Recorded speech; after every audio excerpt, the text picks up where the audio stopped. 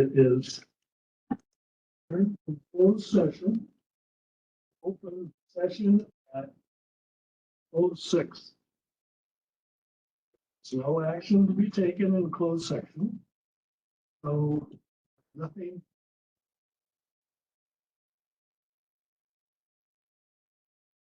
Well, start all saying to me this.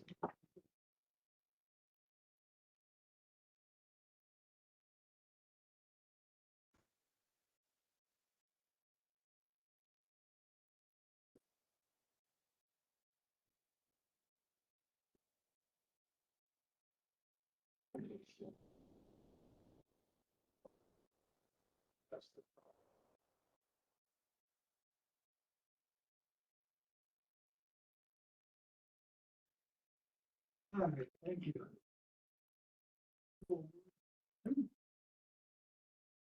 Got a lot on the plate today.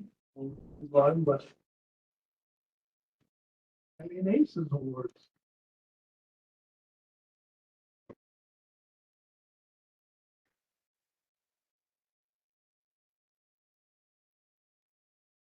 Good evening. It's my privilege to announce the ACES winners achieving a culture of exceptional service. And I've got 9 people, so when I call your name up, I'm going to group you with how you won these things. When I call you up, please come up here and we'll give you your award. So first, these people are nominated by Krista Thompson, Jennifer Borquez, Martha Castro, and Josh Goodell.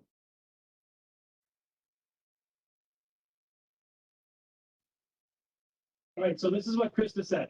Krista Thompson.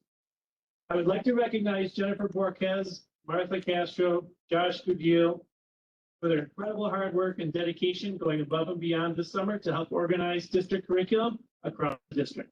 For the entire month of July, Martha, Jennifer, and Josh worked 6 hours a day in the warehouse with a massive swamp cooler, dirt, spiders, and other things to unbox, unpack, repack, and build over 80 pallets of books for delivery to sites. They would finish their work at the warehouse and then come back to the office to work on other items, paying me attention until well after the working day ended. And then Jennifer took home and worked from there. Their physical labor, incredible organizational skills, and dedication to getting it done have been essential to making sure our teachers and students are getting the curriculum they need. They are going above and beyond, and this doesn't even come close to expressing how much they appreciate it. I'd also like to recognize Bart Hoffman and the rest of CIA for helping move boxes on several days, as well as the facility crews for making this happen. It takes a village. Great job.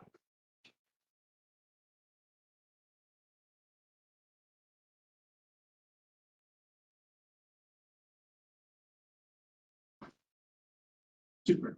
All right. The next 5 people were nominated by Cindy Queen, Ivan K. Charlie Hobson, Ariana Pericles, Reina Castaneda, and Carla Tovar.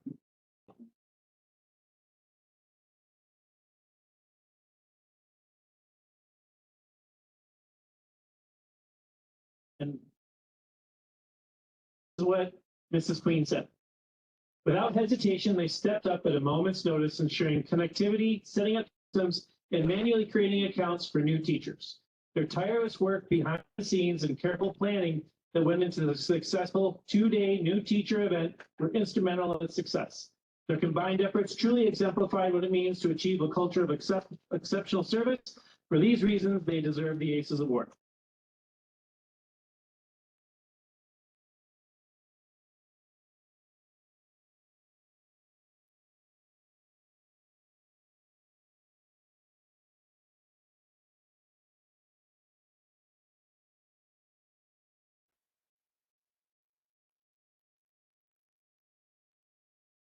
And then this next person awarded this by George Lopez, the principal at Endeavor. And this is what George said about Javier Villalobos. Gary, come on up.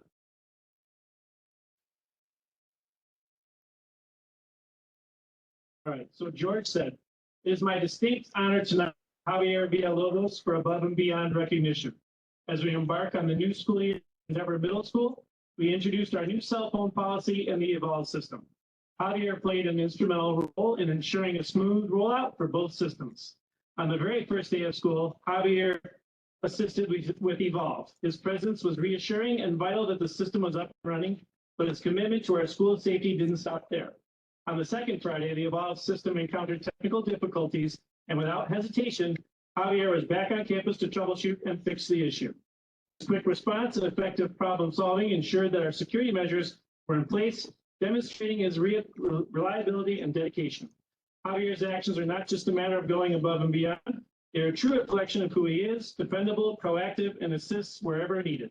His consistent support and willingness to step in at a moment's notice make him an invaluable asset to the team.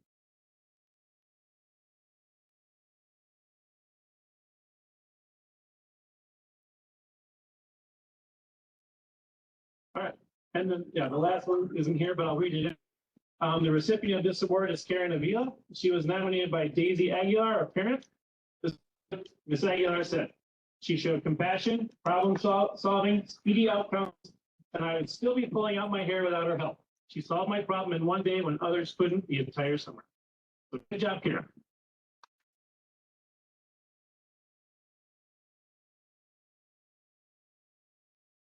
Thank you, Michael. We'll now ask for the enrollment report. Thank you, Mr. Wynn. I got some bad eyesight here, so that's like it. Okay, our enrollments, our K through 8 enrollment as of Friday afternoon, 13,712 students. It's a loss of 32 students from the last board report, a loss of 160 students from the same month last year. You have 355 ECE students, a total population of 14,067. Of that total population, 774 students are deemed homeless, 197 students are foster. Thank you very much. Now, we would like to go back to Dr. Freeze for the actuals for 24-25 budget update. Thank you, Mr. Wynn. At this, I'd like to introduce our Chief Financial Officer, Maria Alvarez.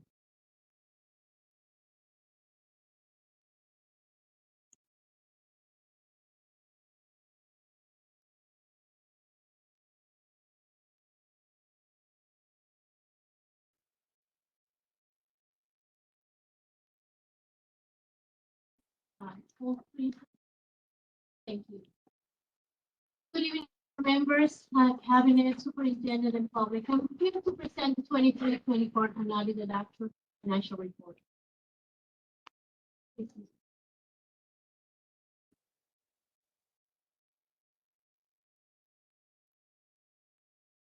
Okay, so we'll start with the unrestricted resources. Everything is in millions.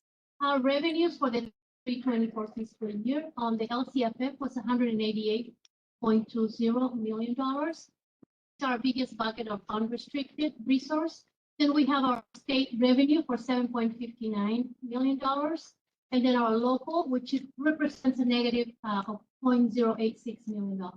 The reason why it's a negative is because we have a fair market value adjustment done at the end of the year per CD, and that's the inflation.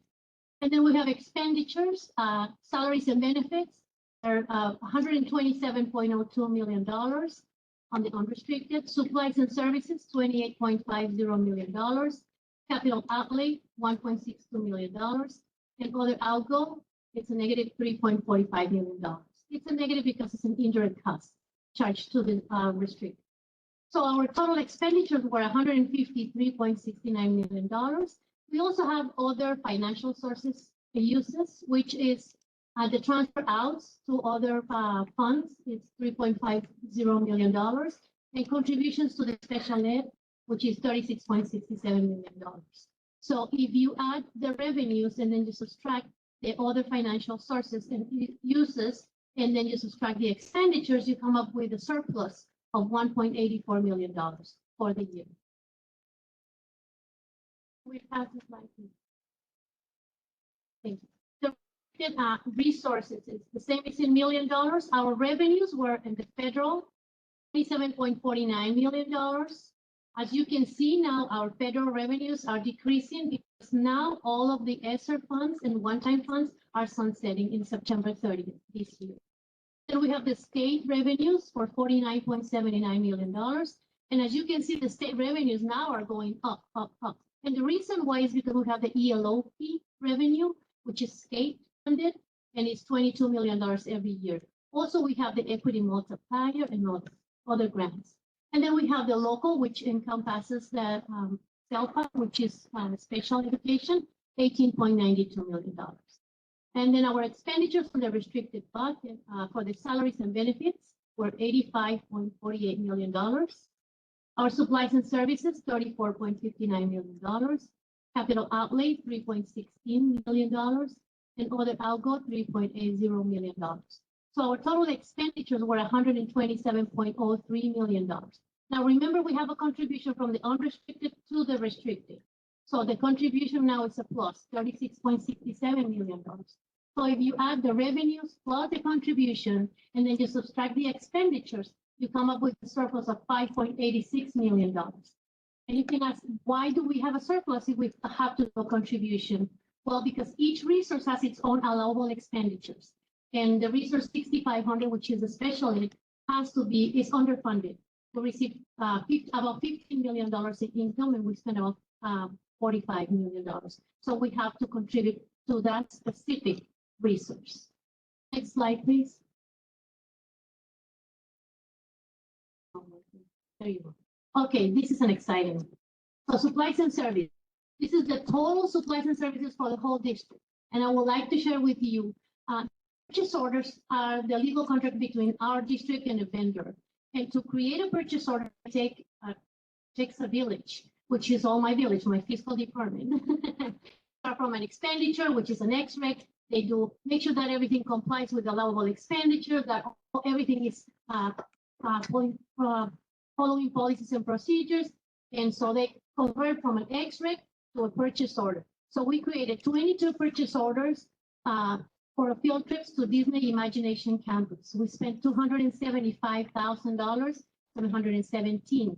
And for those field trips to the Disney Imagination Campus, we have over 250 students plus the ASB managers having well, they said a great experience. And Bart can testify to that if he likes. Then we have 8 purchase orders for the field trips to the zoo, which we liquidated 4,123. Then we have 340 purchase orders for the after-school fund activities. So the ELOP, $8 million, 834, 223.87.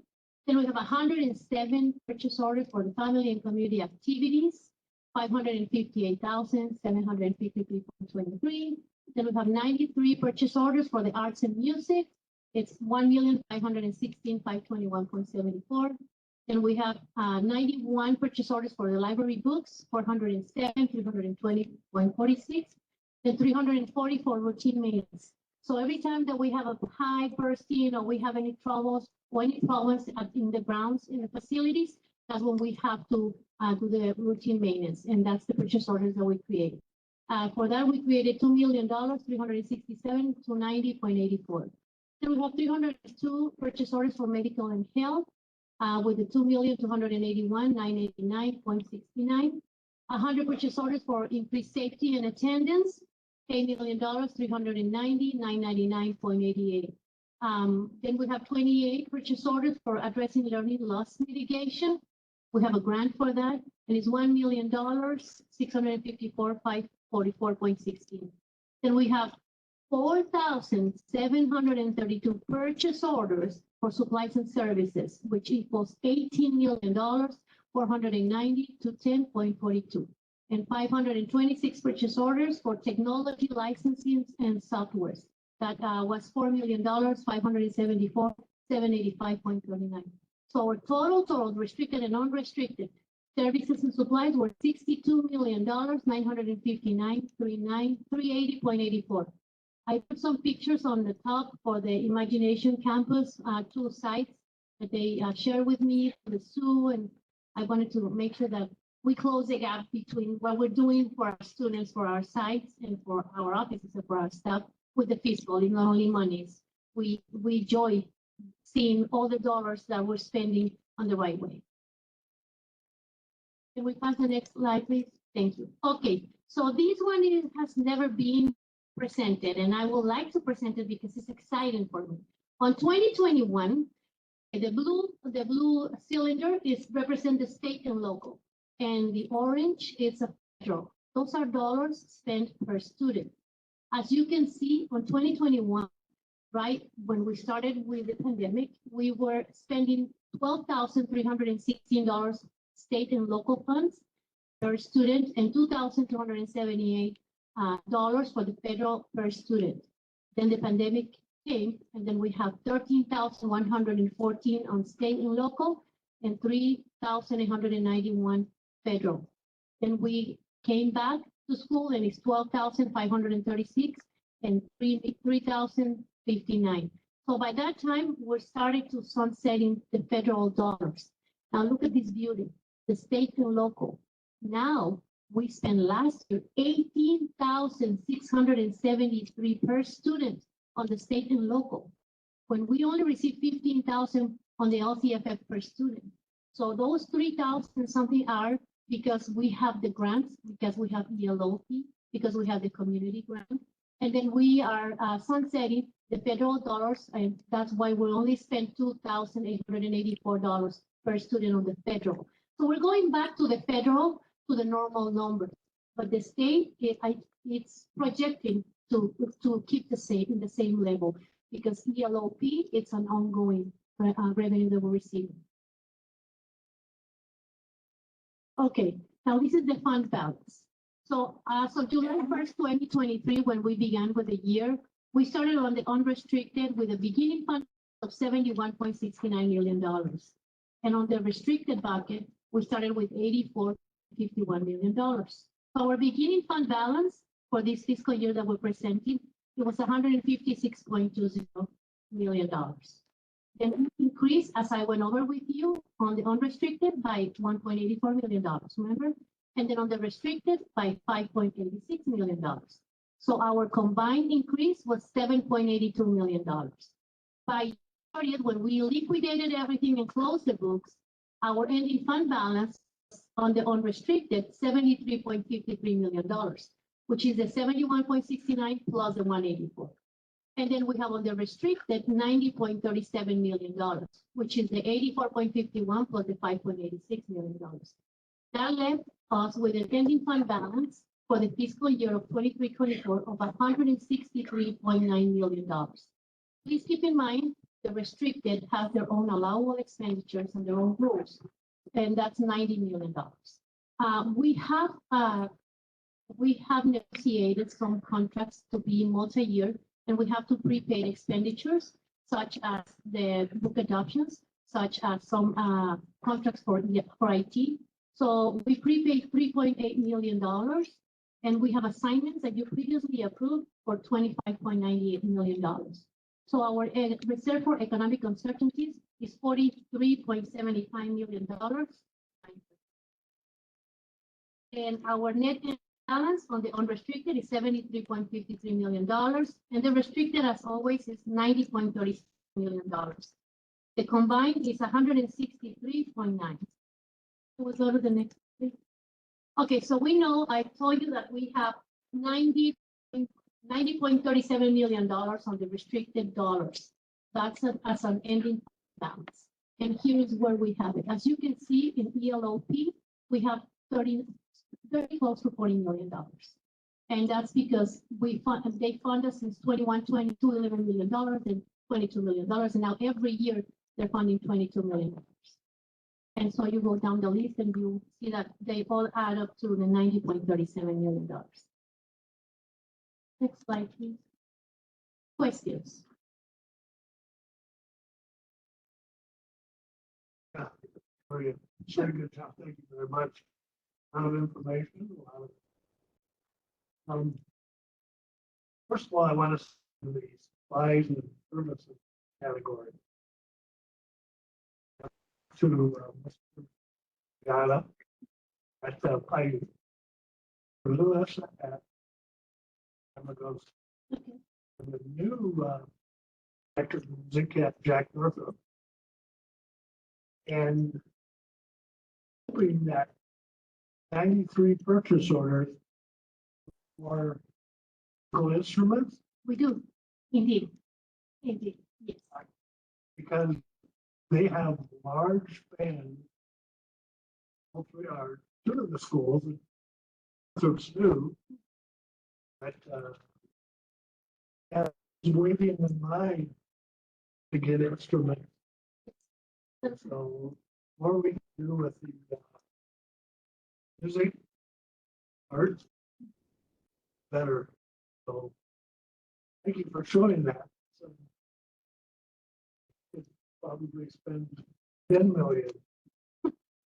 It is my pleasure to, and I would like to say something, to add something. We have the Arts and Music Grant, which was the one that I showed. And now we have the Prop 28, which is per school site. We have funding for them. So we are very excited for all the bands and music and everything that we're doing with the art, with our students. The musical instruments take a little longer because I don't know why they take so long, but we placed the order last year and we're waiting for all the deliveries. Yes. Thank you. Any other questions? Yes. Is there any sunset or? Yes, and I'm gonna go over with you on the budget. At the beginning, they gave us the LLP and they gave us 1 year and then they're gonna give you another year. Second year, which was last year, they said, okay, so everything is sunsetting 21 and 22 and 22, 23, setting in June 30th. They were gracious enough to give us until September 30th to encumber all the funds. We are not going to be able to encumber all the funds because it was 11 million plus 22. So we're trying to, as much as possible. The 40 million that you see there, we will be able to roll it over. Because I'm going to go over with you what are the news in the budget. And I think the governor realized that it was too much money and there's so much to do for our children. So he's excited about all the programs that we're implementing. We are one of the biggest school districts with ELLP. I want to actually give kudos to our director, Yuri. She's fantastic. And every time she calls me and she says, Maria, what about this? Whatever. Yes, do it. So we're working very, very close, making sure that we comply with the allowable expenditures and we liquidate as much as possible. Any other question about the unaudited actuals? I'm going to present a little budget.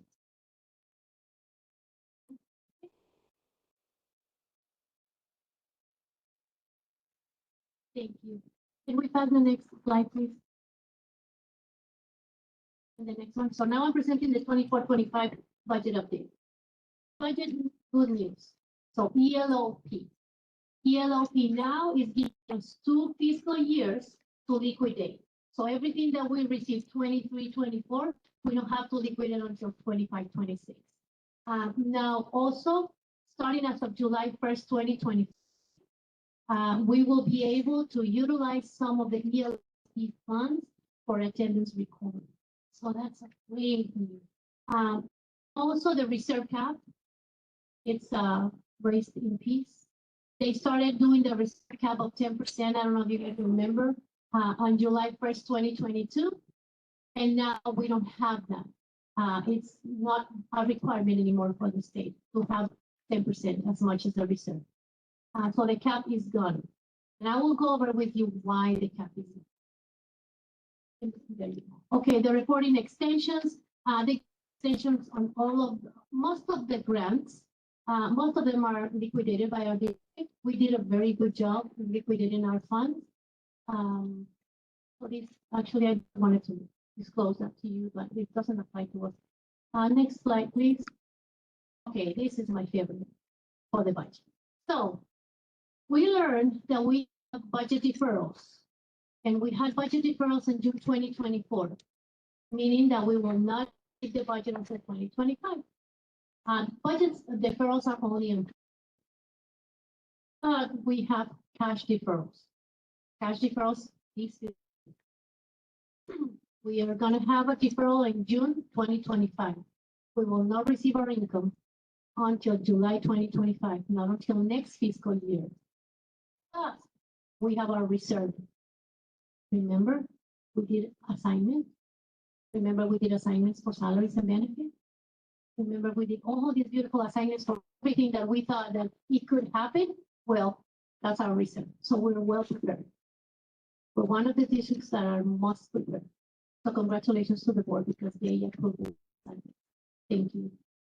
And now why they move the cap is because now all the assignments are going to be followed through. So if you assign dollars for salaries and benefits, you're going to use those dollars for that. All right. Can we pass the next one, please? Okay. Now then, what's your projection? When I built the budget, I presented the proposed budget before the governor's budget was approved and enacted. I forecast that our beginning balance for 24-25 was going to be 150.75. As I went over with you on the right-hand side, now that's the adopted. On the right-hand side, you see the beginning fund balance is 163.88 because we have some surplus, remember? So it's not 150, it's 63. So if you apply, it's the same numbers that I presented on the proposed. Now on the adopt, our reserve on the third year out after all the assignments. Sorry, is that closed caption? I can't read it.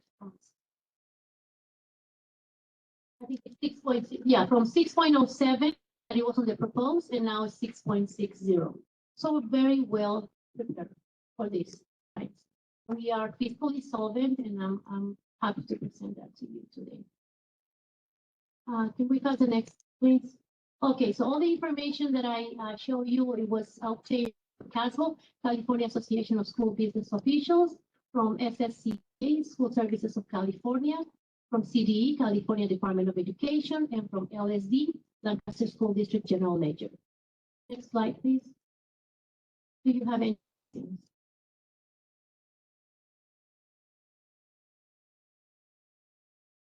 Is there any forecast for next year? Not yet, but I can tell you if there's a deferral this fiscal year, that means the next fiscal will most likely have a deferral as well. Yes. We do have the assignment. We will unassign as we need the money. And I will bring that to your attention. And it takes a board item. It takes a board action to unassign and use the funds. Yes. Will there be any further money coming from the arts, music, instructional block grant? We're not anticipating to receive, but we're always looking for grants, and we're applying for grants, and our administrators are being trained on how to apply for grants, and we speak in cabinet, and we try to coach them fiscally so we can apply for as many grants as we can. Thank you. Thank you. So one of the things that I'd like to emphasize about one of the requirements of AB 1200, in terms of the multi-year budget, each year, Salvatore has to demonstrate to the county cash flow analysis showing month by month for the current plus 2 years that we have sufficient cash on hand to meet all of our primarily payroll obligations because we're very heavy into payroll. That's why what she talked about with the cash deferral in some districts, they panic because they see that they're going to take 1 month of cash and they're not going to give it to you that month. They're going to wait, give it to you the next month. So districts that are really close to the edge, they see that cash deferral and they go, oh my God, what are we going to do? Stop spending, build your cash reserves. There's an old saying in CDO school, and that's cash is king. In this case, she's the king of the world because we have so much on hand to make it through that. We say cash deferral, we got it, it's covered. And that's part of the efforts that Isabel goes through to make sure that we're fiscally solvent. And so this cash deferral is just kind of a blip on the radar for us, where other districts may be in, primarily they just stop spending to try to squirrel away. So it is a very important feature when a state is in a little bit of a fiscal crisis. But you will weather it easily. Indeed. Thank you. Thank you. Any other questions? This topic, they're great. Thank you.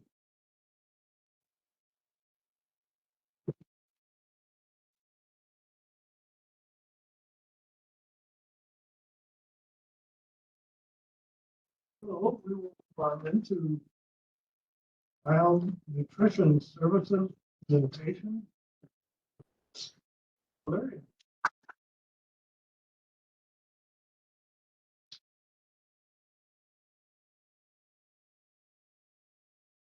Skylar brought with her part of her cheerleading crew. That's going to give her backup in case things get nasty. So Debbie, take it away. We look forward to what you have to say. My name is Debbie Penn. I'm the Director of Child Nutrition, and I brought with me supervisors, Courtney Henson Russell and Christine.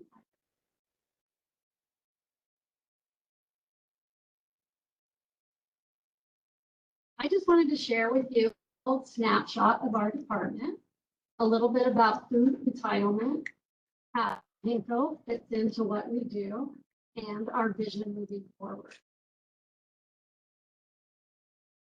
There are 160 employees in our department that work so every day. Last year, we served 1.3 million breakfasts, 1.5 million lunches, and a total of 325,000 supper and snacks. These meals brought in just over $13.6 million of state and federal reimbursements. These reimbursements are based on each meal that we serve, whether it's breakfast, lunch, supper, or snack. We serve right at 57% of our student population. As you can see, we have room for growth. The number of students we serve is impacted by several things. What we serve, what meal options we have, this presentation looks like. It's also affected by the logistics of how we serve, the number of service lines that we have, especially in the middle schools, and even what our serving areas look like.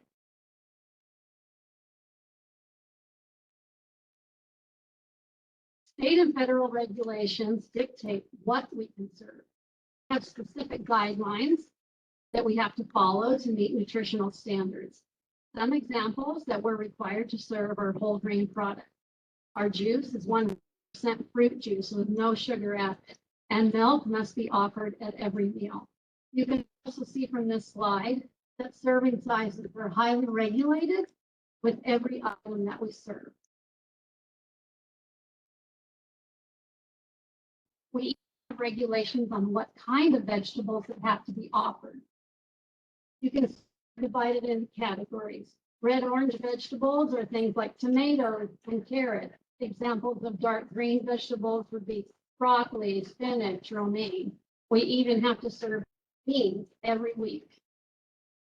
When it comes to vegetables, basically, variety is the key.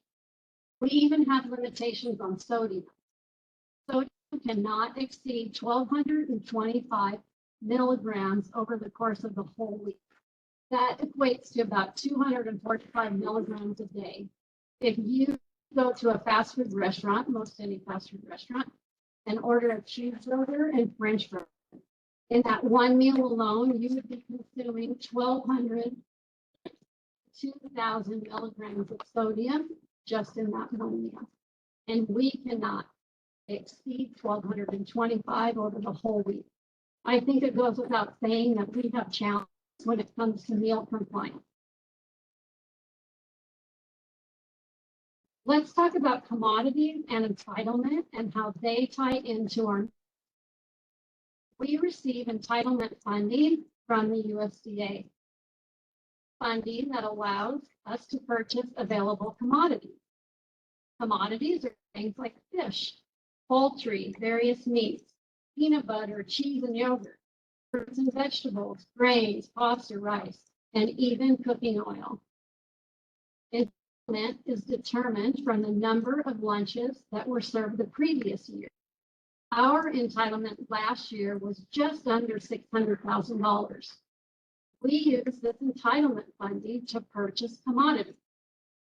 Commodities provide a substantial savings. It is not uncommon for a product that doesn't use commodities to cost 40% more than the same product using commodities.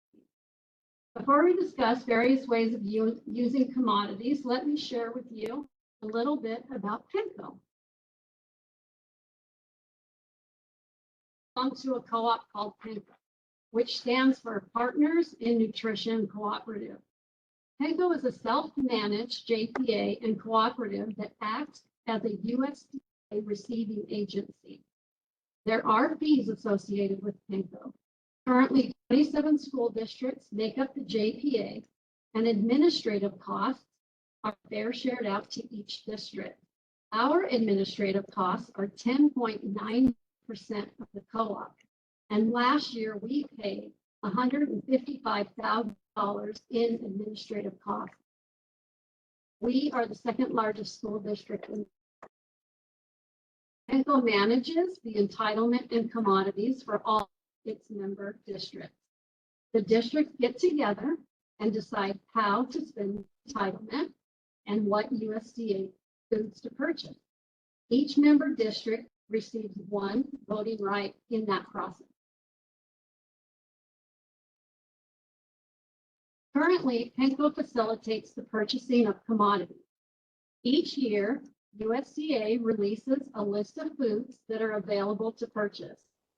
Districts can have commodities directly shipped in raw or cooked forms, and they can be served as is or incorporated into a recipe, also known as scratch cooking.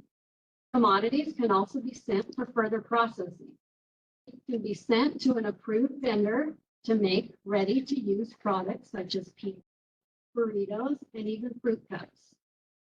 Currently, PENCO members collectively decide what commodities to have directly shipped into the warehouse and what commodities to send to vendors for further processing.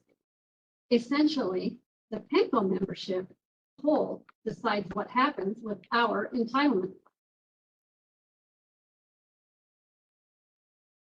PENCO isn't the only entity that can manage commodity entitlement.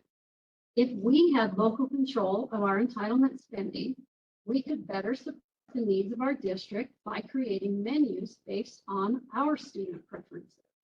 While processed, ready-to-use products certainly has a place, it shouldn't be the driving force of our menu.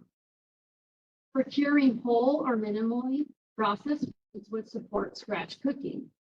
We can also have options of choosing a better quality meat. An example might be to put our commodity towards whole muscle chicken instead of dark and white pressed meat to make a chicken patty. Kinds of changes would help support our desire to serve a better overall meal, increase participation at the middle schools. We've also contracted with Brigade to hire chefs that can help implement innovative ideas and new recipes. Currently, PENCO acts as our distribution center. We can have local control of our entitlement spending by joining the state co-op and distribution center. The USDA foods can be held at the distribution center for extended storage, or they can be delivered to our warehouse. As we discussed previously, the USDA foods can be received as is, or they can be diverted to a vendor for further processing.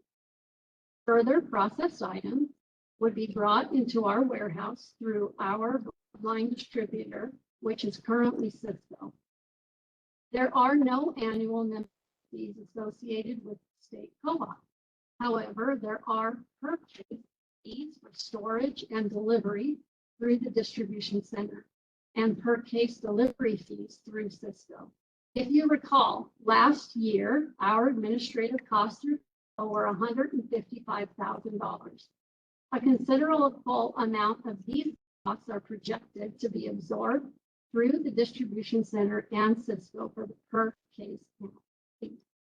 Rather than paying high administrative and overhead costs with PENCO, the excess savings could go back into building our program.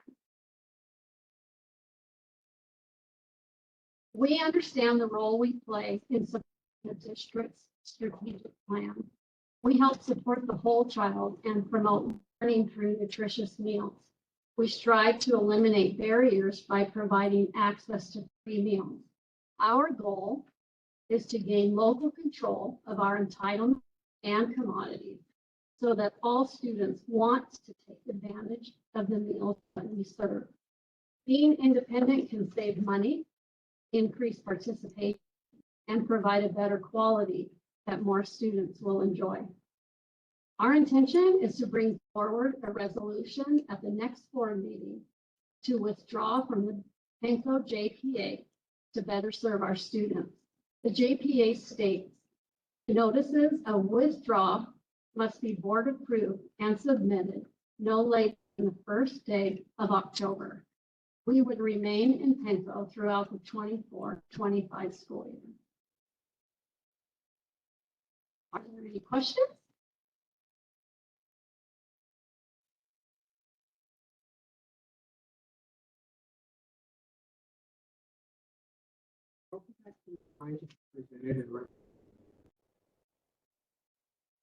Allotment. So basically you're saying that our students opportunity to have each of these items, like when we're doing like the breakfast in the classroom. So for breakfast, they're gonna get one of these items. Yes, we are required to offer 2 grains, 1 cup of fruit, and an 8-ounce milk for breakfast. So we have to meet the grain component before we meet a meat component, but we can offer a meat with a grain, and with the fruit, we can offer fruit juice and fruit to make up the whole cup. But yes, that is a sample of what we have to offer for each breakfast. Okay. So as far as how things are, because I try a couple of different campuses, and I'm always inquiring with the teachers, how the program is working for them, how the students like the program. And some of the feedback lately was about there not always being enough for the student to have. And so that's why I was curious when you were saying that each of these offered. And when it's coming into the classroom, do the students not have an opportunity? Do they not all have, like, say, if you have milk for each one of the students that are in that class? Or is there only a certain amount that have toast, are there enough for each student that is attending that particular class? I to understand. have it? I understand what you're at. Yes, so we started out when we started serving breakfast in the classroom that if there were 30 students in the class, we would send 30 of every single day. We would get back what they didn't eat. And so instead of waste, we try and see what classes are sending back certain things. And so we would cut back a little bit on some of the things offered.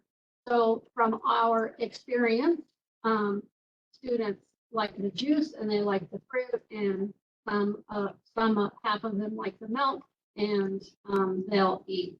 It depends on what the main dish is. So we are trying to cut back where we think that we can cut back, that there's not so much waste involved. And if they don't have enough, then we're happy to bring class more as we learn how many servings to send. Does that make sense? Yes, and that was my question, because that was something, that was my answer. I was like, okay, well, if you didn't get enough, Yeah. isn't Yeah. there someone you can call and no? The answer? There is no more available, so I'm just. Yes, there would be curious. more, and we are happy to bring it to their class. If they- I think I like this. Or just seeing what it's gonna be, because we have more control of the food that's going to our students. Maybe they'll like it a little bit more. Any other questions? Yeah, Debbie, will this give the schools cafeterias more opportunity to make meals? But if we went through Cisco or one of the other suppliers, Are you referring to breakfast or lunch? either one. So we serve hot meals just about every day at lunch. And we serve a hot breakfast probably a couple of times a week at breakfast time. Okay. I guess what I'm looking for, I know that I used to go to the Pinco thing at the fairground The food, food show. And they bring in students from all the various districts that Pinco supported to make choices what they like. I don't think they did the last year. we did do it last year and we actually brought some students from our middle schools to the food show in last. I'm thinking that the food show was in February. Yeah, no, we did. Yeah, I wasn't available. But I understand. Yeah, it's a good thing. Because it's good to watch the students go booth to booth and say, oh, really like that, or Yes, and we've also done taste testings at the school sites. So we brought in new product and Courtney and Christine have gone around at lunchtime at a site and we will taste test certain items and the kids can vote on what if they liked it, if they didn't like it. So we've done that. we have a salad bar at every. Do not have a salad. We have salad bars and there are, we piloted it just at the one school site, which is in Denver. And we have the salad bars ready to go at the other middle schools and we're going to incorporate them this year. The Chef Brigade is going to help us roll those out. The only thing I can remember about Cisco was when I was working in a restaurant. And they deliver each and every when you need it, of course. They don't like it if you don't order a certain amount of funding. Yep. They like you to order big orders. Right. Cisco's our broadline bid and we bring in a lot of product through Cisco every week. And I know we have a nice big area. We do. Thank you, Mary. Well, and Mr. Wynn, I was just going to mention that exactly. One of the advantages that we have is that very large freezer where other districts that don't have a freezer like that, they have to rely on Pinco to store their frozen goods. We don't have to do that. We can take them directly through companies like Cisco, store them ourselves and distribute ourselves. So that's a unique advantage that we have having that large freezer. Let me ask you this, and Pinco, Cisco, Cisco. Cisco and the state co-op. that Mhm. would be your That recommendation? would be my recommendation. Okay. And when Debbie first came on, one of the things I was amazed was her vision for what she saw meal service to our students. And it collided, I think, with some of the underlying principles of PINCO. The fact that, we're a good-sized district in PINCO, but we only get one vote. We can get outvoted by smaller districts that maybe want to go an easier route. They want to have more packaged food. She doesn't want packaged food. She wants scratch cooking, which is better for kids. The kids like it more. And if they like it and it's better for them, they'll eat it more, which means that's more reimbursable meals. And so it's this cycle, this upward cycle of feeding more kids, getting more reimbursements, which allows us to expand more offerings like through Chef Brigade. And PINCO just kind of relegates us to what they want to offer through that vote. This breaks us free of the vote. Now all of the decisions are in our hands, exactly what we want. And that's the vision that Debbie and her team have, is to re-empower the district leadership for CNS, but also site through Chef Brigade, produce top quality meals for students that they'll really. I'm excited about This case, well, what's the biggest school in that Pinco school district? Bakersfield City. Field, Yes. sounds like a good plan and I'm looking forward. More flexibility and more local. All right, thank you. Thank you.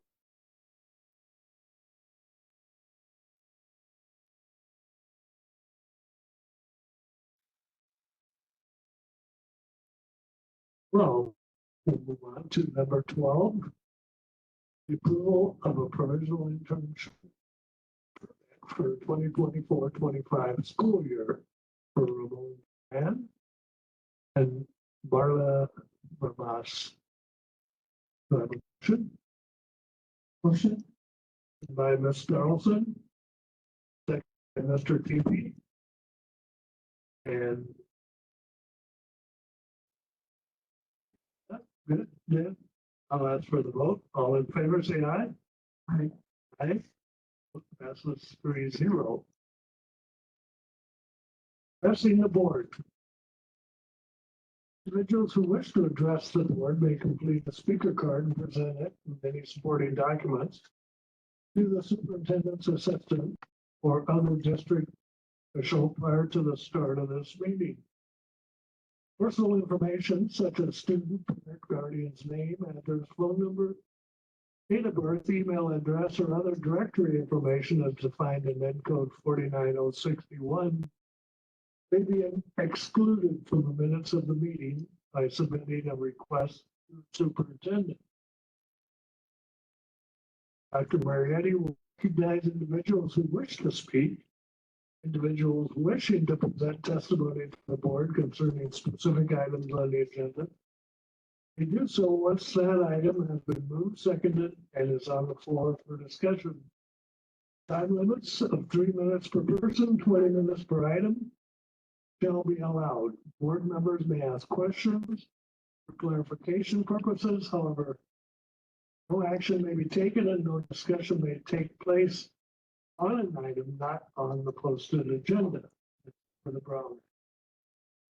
Ask for comments from PTA. Seeing none. CSEA. Seeing none. How? Seeing none. Comments from the audience. See none. Yes, that means no comment. Thank you. Then we'll move on to number 14. I'll ask for a motion for the consent agenda item 14A to 14K. By Mr. TP, second by Ms. Starlson. Are there any comments?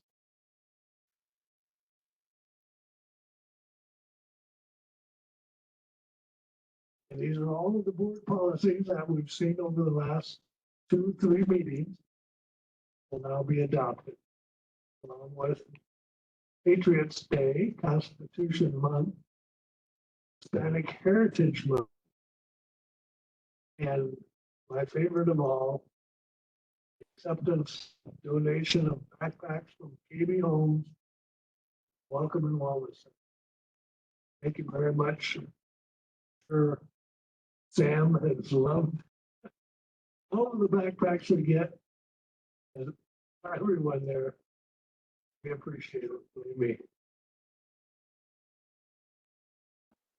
As for the vote, all in favor? Aye. Aye. That's 3-0. Then agenda item 15, business 15A through 15K. Can I get a motion? Motion. Starlson. Second by Mr. TP. And are there any questions?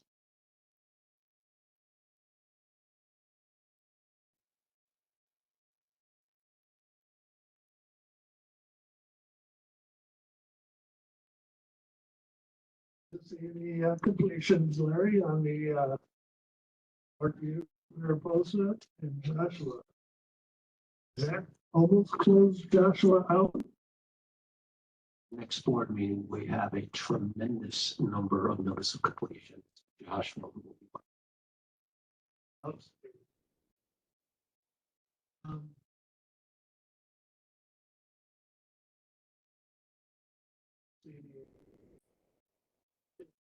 Right? Emma, anything? Then I'll call for the vote. All in favor? Okay. Vote passes.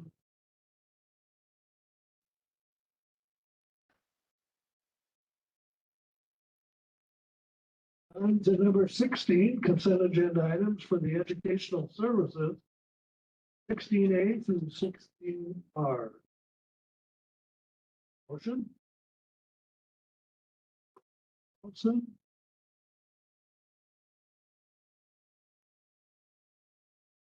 Any questions or comments? And audience, if you want to throw some in there, you can.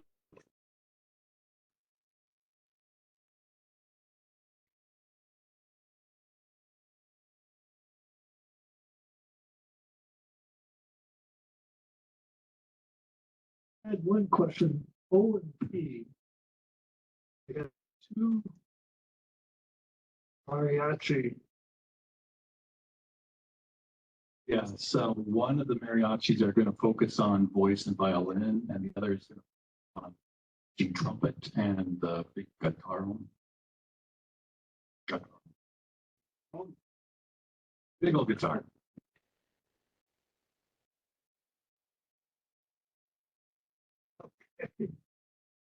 Just that we had two, Yes.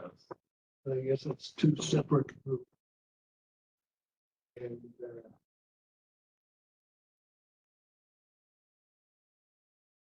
Joy Inc. One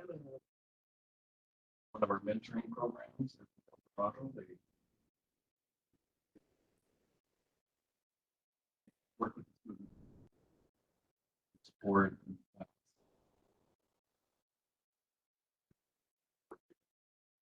That's part of it. Money. You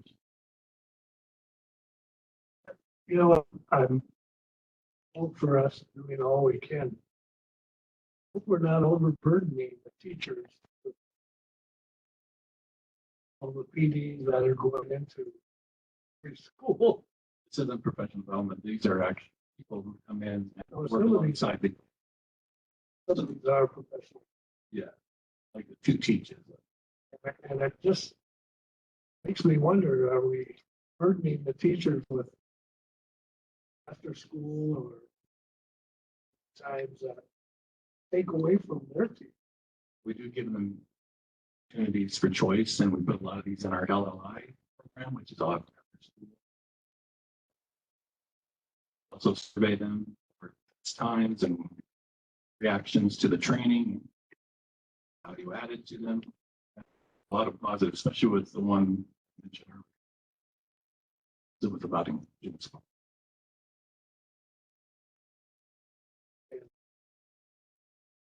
Just so Greg, you and everyone know, the item R was a ratification.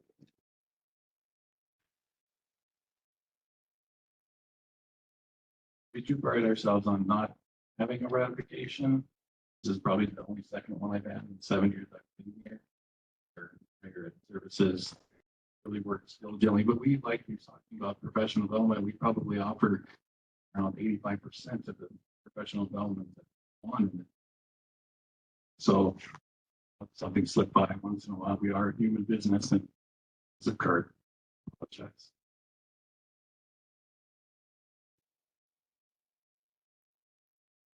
All right. Let's call for the vote. Favor, say aye. Aye. Vote passes. Item 17. Consent agenda items on human resource services, 17A through 17. Should.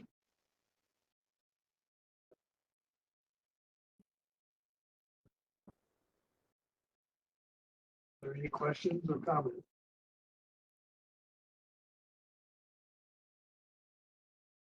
Question about the evaluation process, the setting. That was in April 2024, the CDE changed the CSDPs for state. So we had to get an MOU because it's part of the contract. The old ones are not applicable anymore. So we will switch it out during negotiations. So it's just updated to make it current with what the state. Yeah, we'll follow the law.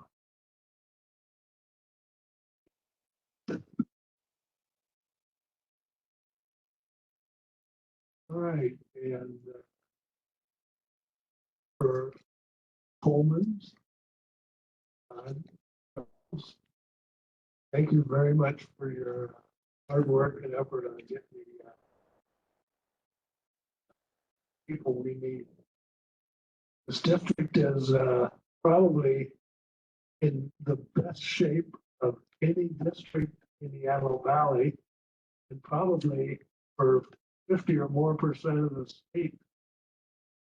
Teachers and administrators, parents, student aides, we are fantastic, good shape.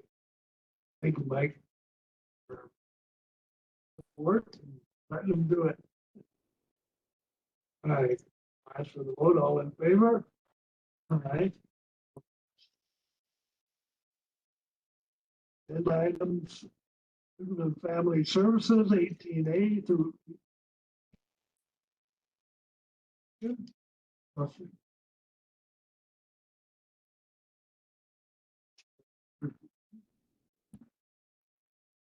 Green, again, are there any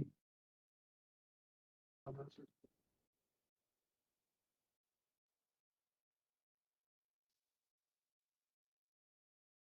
Ask about the schoolyard. What I talked about. I have a question too about the.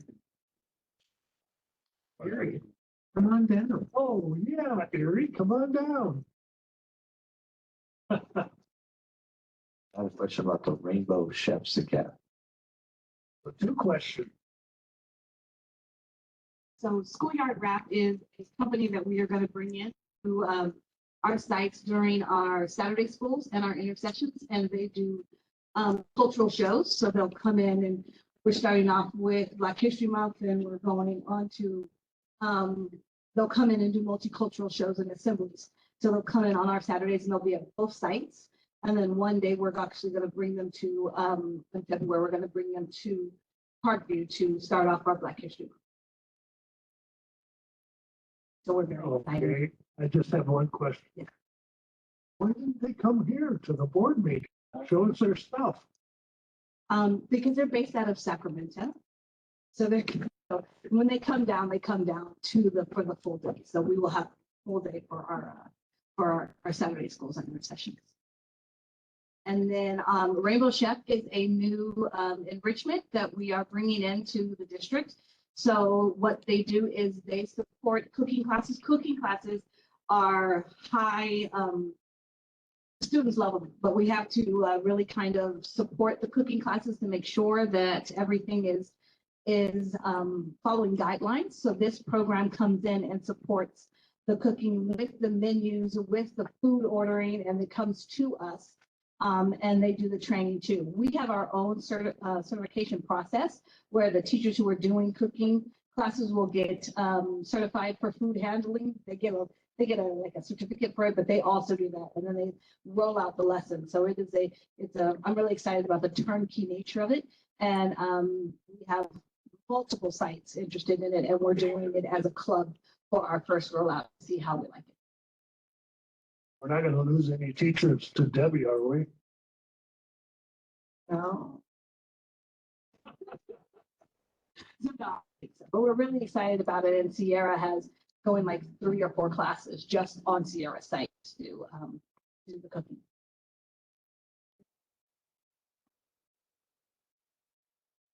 Questions?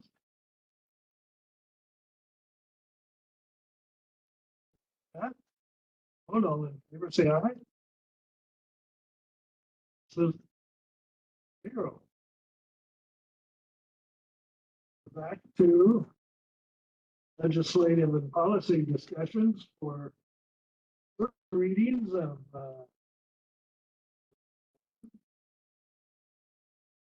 we have 2 more times. or they become effective.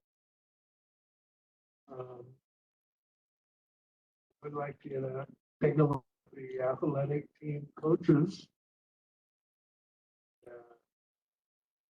Our parent guardian notifications. Those are important changes. Like some of the information that we now provide. Personal leave, personal illness, injury, and leave. Of items that, as far as our administrative regulations. And again, those will be brought back forward for next two meetings. So you know. With that, go to comments. Board. Start with Mr. G. Okay, great. First off, it was neat to see the ACES Awards, and thank you to all those individuals who helped out with the textbook distribution. I know that's a huge thing over the summer, and the teachers really appreciate it when they can show up and everything's ready for them. Everything's ready to go. So thank you so much for all the extra work that went into that. Also, as far as the budget update, fantastic. It was really easy to understand. And thank you for all the exciting things that we're helping bring programs into our district. That was great to hear. And also that reserve and that we've been very conservative with our spending. It's helping us kind of get through that difficult time coming up in June and July. So that's exciting as well. My question with the ELOP is that they can do attendance recovery with that. So I would like to look into see if we could use that for some kind of Saturday school or attendance recovery. I've heard some districts, if a student misses a day that week, then they give an opportunity to make it up on Saturday. So that might be something we can look into to use that funding for to help recoup some more attendance dollars. And then also a great presentation with services, and looking forward to all the different exciting things we can do to bring in that. And also really excited about the Patriots Day, Constitution Month, and Hispanic Heritage Month coming up. Great job also with the extra programs, cooking and wrapping. So glad we're bringing in all those exciting programs for the kids. That's everything I had. Thank you, Greg. Ms. Carlson? Congratulations to all of our award winners, our recipients. As I always say, teamwork makes the dream work, and everything that you do is valuable to the district as well as the student. As far as our budget, oh, Maria, I tip my hat to you. Work that you put in to keep us ahead of the game, it's nothing short of amazing.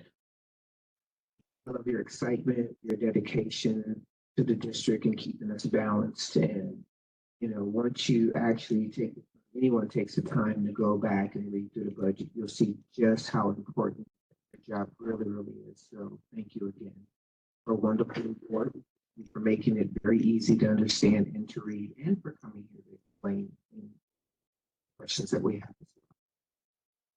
As far as Ms. Debbie, I know that it's difficult to get up at that podium and speak in front of us. So thank you for coming out and basically, explaining your vision to us.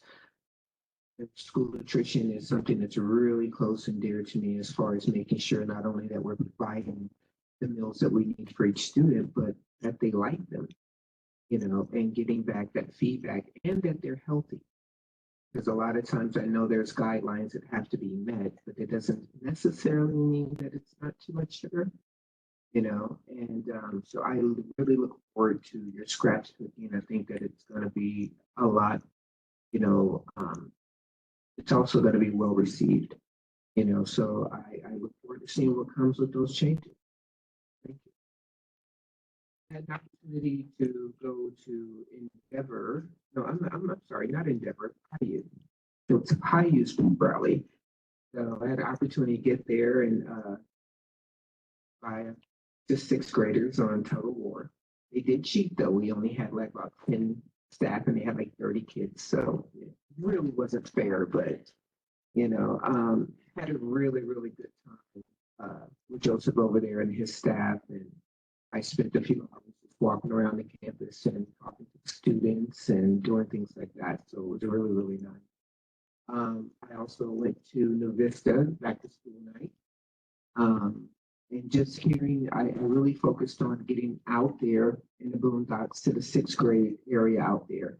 And just the excitement from the teachers and, this non-cell phone thing is really good. Just I spoke with the second year teacher and he's just like, the kids look at me. And it's the first time I actually look up and I feel like they're just focused and they're listening, they're paying attention. So I know it's been a struggle, but I think it's going to be just a wonderful thing that we're continuing. So I had a really good time doing that. And I also got out to Discovery's back to school night. Elizabeth had a really good time out there. So other than that, I think we have another food distribution coming up soon. Everyone pass the word out and get out there. If you haven't had opportunity to get a free hour, come out and volunteer and just see what's going on there and pass the word on. And thank you, Sam, as always. Thank you, Pamela.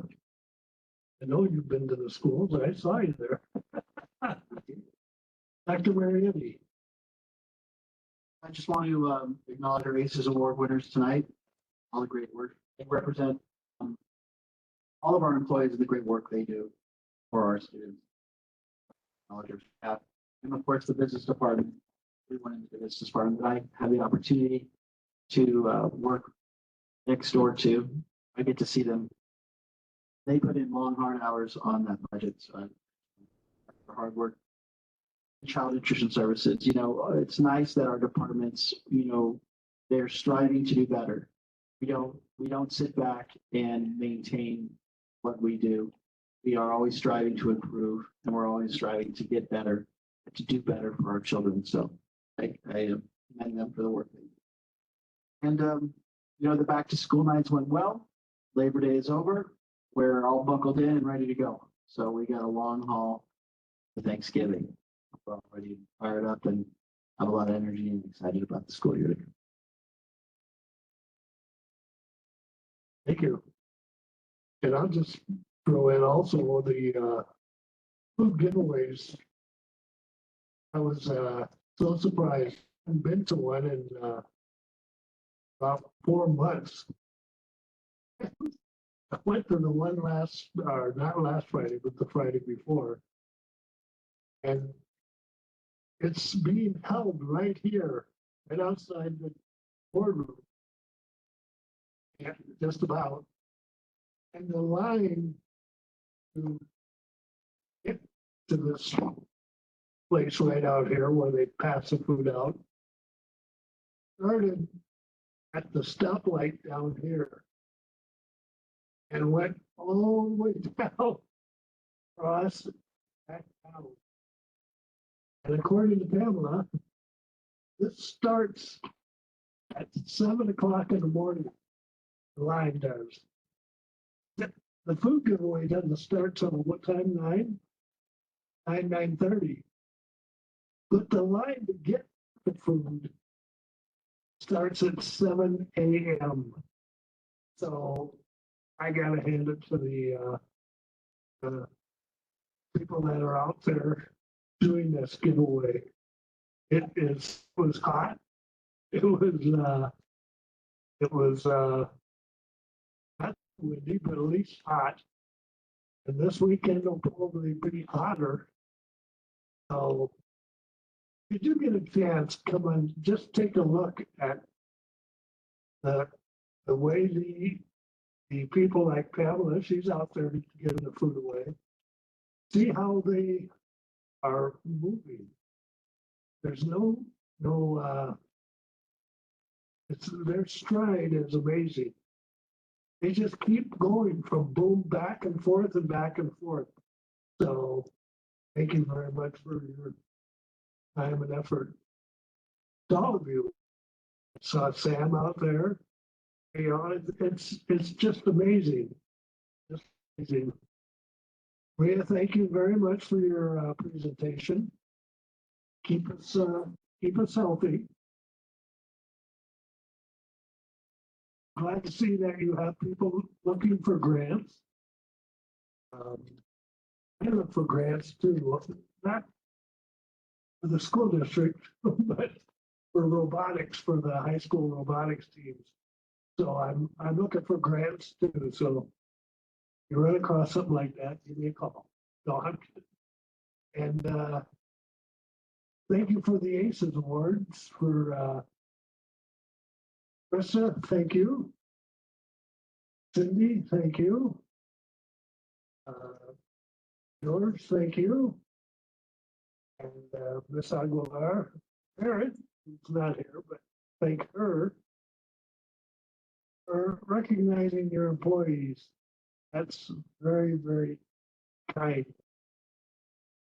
You know, we all want to be kind. With that, I will ask for adjournment, motion.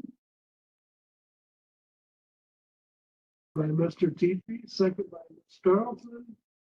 9:43.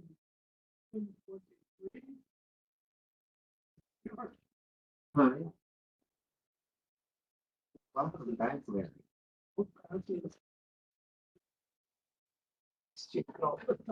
3-0. Thank you very much.